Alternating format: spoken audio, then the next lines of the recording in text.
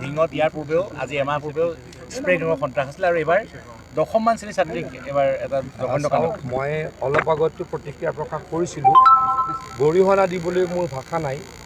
এজনী সৰু ছোৱালীক এনেকৈ বৰ্বৰভাৱে আক্ৰমণ কৰিছে। মই শব্দকেইটা ক'বলৈ বেয়া পাইছোঁ, বেয়া ব্যৱহাৰ কৰিছে।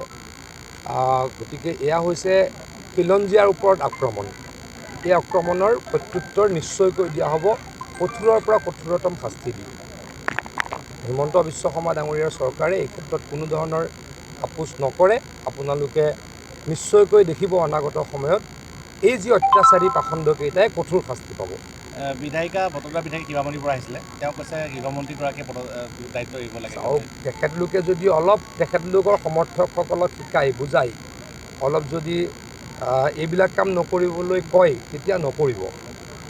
এইবিলাক কথা মই বেছি ৰাজনীতিৰ কথাত ক'ব খোজা নাই, কিন্তু তেখেতসকলে যদি এইসকল ব্যক্তিৰ কথা আপোনালোকে কৈছে, তেখেতসকলে যদি তেখেতসকলৰ সমৰ্থকসকলক অলপ বুজাই শিকাই এনেকুৱা বেয়া কাম কৰিব নালাগে, ছোৱালীক আক্ৰমণ কৰিব নালাগে, ধৰ্ষণত লিপ্ত হ'ব নালাগে, চুৰ ডকাইত কৰিব নালাগে, তেতিয়া হয়তো তেওঁলোকেও নকৰা হ'ব। কিন্তু তেওঁলোকে এইবিলাক নকৰে, ৰাজনীতি কৰিব খোজে। গতিকে আমি কি কৰিব খোজোঁ, আমি ন্যায় দিব খোজোঁ। এই আমাৰ কণমানি ভণ্টিজনীৰ ক্ষেত্ৰত যিটো অন্যায় হ'ল তাৰ ন্যায় তাই নিশ্চয়কৈ পাব, পৰিয়ালটোৱে তাৰ ন্যায় নিশ্চয়কৈ পাব। তিনিজনকৈ অপৰাধী আছিলে, এজন কৰায়ত্ব হৈছে। অতি সোনকালে মই ভাবোঁ যি দুজন পলাই আছে তেওঁলোককো কৰায়ত্ব কৰা হ'ব আৰু তেওঁলোকেও কঠোৰৰ পৰা কঠোৰতম শাস্তি পাব। মানে শাস্তি কঠোৰ হ'ব লাগে আৰু এনকাউণ্টাৰ কৰিব লাগে বুলি ৰাইজে কৈছে। এনকাউণ্টাৰ কৰিব লাগে বুলি মই নকওঁ চৰকাৰৰ এগৰাকী সদস্য বা মন্ত্ৰী হিচাপে, কিন্তু মই ক'ব পাৰোঁ যে ন্যায়ৰ মাজেৰে আমাৰ যি আইনৰ মাজেৰে কঠোৰৰ পৰা কঠোৰতম শাস্তি পাব। সোনকালে আপোনালোকে নিশ্চয়কৈ গম পাব। ইয়াৰ বহু মানুহে আজি দুখ মনেৰে কৈছে যে এই অঞ্চলটোত খিলঞ্জীয়া মানুহৰ এতিয়া সংকটত আছে। এটা বস্তু মই এই অঞ্চলৰ জ্যেষ্ঠ ব্যক্তিসকলৰ লগত কথা পাতিছিলোঁ। আজিৰ পৰা 4 দিন আগতে এটা মুখ্যমন্ত্ৰী ডাঙৰীয়াই অসমৰ ৰাইজক খবৰ দিছিল যে যদি আমি অসমত ৰাইজে যদি বিচাৰে চিডুল কাষ্ট আৰু চিডুল ট্ৰাইব বেল্ট কৰিব পাৰোঁ ভূমি সংৰক্ষণৰ কাৰণে। আৰু মই ভিতৰত তেখেতলোকৰ এই অঞ্চলৰ জ্যেষ্ঠসকলৰ লগত প্ৰায় আধা ঘণ্টা জোৰা কথা পাতি এইটোতে উপনীত হ'লোঁ যে এই অঞ্চলটো চিডুল কাষ্ট বেল্ট কৰিব পাৰি। 80% এই অঞ্চলত চিডুল কাষ্ট মানুহ আছে, গতিকে চিডুল কাষ্ট বেল্ট কৰিব পাৰি। আৰু জেনেৰেলসকলৰো আমাৰ কোচ কলিতা ব্ৰাহ্মণ সম্প্ৰদায়ৰ সকলোৰে কাৰো বিৰোধৰ কথা নাই।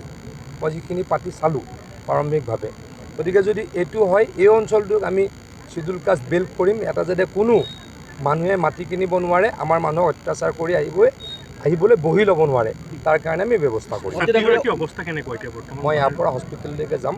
মই যিখিনি খবৰ পাওঁ DC মহাশয়ে কোৱাৰ মতে, SP মহাশয়ে কোৱা মতে বৰ্তমান ভাল অৱস্থাত আছে, কিন্তু মই ইয়াৰ পৰা হস্পিটেললৈকে মই এটা কথাটো কওঁ, প্ৰতিবাদটো কৰিছে ন্যায়সংগত। মই তেখেতলোকৰ প্ৰতিবাদক ন্যায্যতা দিওঁ ব্যক্তিগতভাৱে বা চৰকাৰৰ তৰফৰ পৰাও। কিন্তু এটা কথা মই ক'ব খোজোঁ যে দোষীয়ে কঠোৰৰ পৰা কঠোৰতম শাস্তি পাব, তাত কোনো ধৰণৰ কম্প্ৰমাইজ কৰা নহয়। অভিযুক্ত এটা বিশেষ সম্প্ৰদায়ৰ বিৰুদ্ধে আহিছে আৰু তেওঁলোকৰ জৰিয়তে ইয়াত মানে মই এটা কথা কৈছোঁ, যোনেই জড়িত সকলোৱে জানে, যিসকল জড়িত এজনটো ধৰা পৰিছেই, এজন ধৰা পৰিছে নামটো SP সাহেব এজনৰ নামটো কি? এজন অভিযুক্ত টফিকুল ইছলাম ধৰা পৰিছে আৰু দুজন পলাই আছে। গতিকে মই আকৌ কৈছোঁ, পলাই ক'ত কেইদিন থাকিব? 2 দিন থাকিব, 3 দিন থাকিব, 4 দিন থাকিব, য'তেই নহওক আমাৰ পুলিচে ধৰিবই। গতিকে টফিকুল ইছলাম আৰু অন্য দুজনৰ বিৰুদ্ধে কঠোৰৰ পৰা কঠোৰতম শাস্তি লোৱা হ'ব। ইয়াত ড্ৰাগছৰ বেহা, অস্ত্ৰ সৰবৰাহ চলা সকলোখিনি আমি আজি 1.5 মাহমানৰ পৰা লক্ষ্য কৰি আছিলোঁ। আমাৰ ৰাইজে কোৱাৰ কাৰণে আমি ঢিঙৰ OC-গৰাকীকো বদলাই দিছিলোঁ। গতিকে আমি সচেতন হৈ আছোঁ আৰু সচেতন হ'ম আৰু কঠোৰ হ'ম। মই ৰাইজক প্ৰতিশ্ৰুতি দিছোঁ। হ'ব, ডেফিনেটলি হ'ব।